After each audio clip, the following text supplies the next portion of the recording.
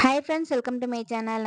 நம்ம இன்னைக்கு என்ன பார்க்க போறோம்னு பார்த்தீங்கன்னா, பச்சை பயிர் சாதம் தாங்க. ரொம்ப ஈஸியா ஒரு ஹெல்த்தியான லஞ்ச் பாக்ஸ்க்கு இது குழந்தைங்களுக்கு செஞ்சு குடுக்கலாங்க. எப்பயும் சாப்பாடு மட்டுமே செஞ்சு குடுக்குறீங்க. கண்டிப்பா இந்த மாரி ட்ரை பண்ணி பாருங்க.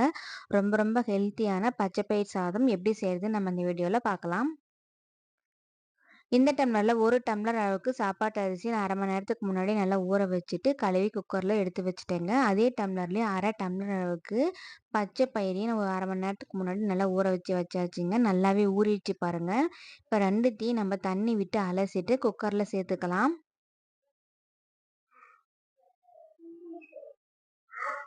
பச்சை பயிரும் நல்லாவே ஊறிடுச்சுங்க. அரிசி ஒரு 1/2 மணி நேரம் நல்லாவே ஊறிடுச்சு. இப்ப 2த்தையுமே நல்லா கிளீன் பண்ணிட்டு குக்கர்ல சேர்த்தாச்சு பாருங்க. இப்ப இதுக்கெல்லாம் தேவையான அளவுக்கு தண்ணி விட்டுக்கலாம். நம்ம 1 டம்ளர் அரிசிக்கு 2 டம்ளர் தண்ணி வைப்போம் இல்லைங்களா? பச்சை பயிர் சேர்த்ததுனால அதுக்கு 1 டம்ளர் எக்ஸ்ட்ரா நம்ம சேர்த்து வச்சுட்டோம். அது கூடவே கொஞ்சமா உப்பும் சேர்த்து வச்சுட்டு குக்கர்ல எப்பயும் போல சாதத்துக்கு 2 விசில் விட்டு எடுத்து வந்துட்டேன் பாருங்க. அவ்வளோதாங்க. ரொம்ப ஈஸியா பச்சை பயிர் சாதம் செஞ்சுட்டோம். ரொம்ப ரொம்ப ஈஸியா இருக்கும். கண்டிப்பா குழந்தைங்களுக்கு ரொம்ப பிடிக்குங்க. இது கூட வந்து நெய் விட்டு, இல்லன்னா எண்ணெய் விட்டு குழந்தைங்களுக்கு குடுக்கலாம். ரொம்ப நல்லாருக்கும்.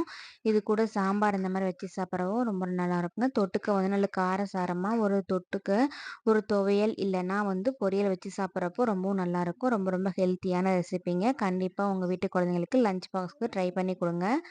ரொம்ப ரொம்ப ஹெல்த்தியான ஒரு சூப்பரான லஞ்ச் பாக்ஸ்க்கு எடுத்துக்கூடிய ஒரு சூப்பரான பச்சை பயிர் சாதம் எப்படி செய்றதுன்னு நம்ம இந்த வீடியோல பார்த்தோம். Thank you.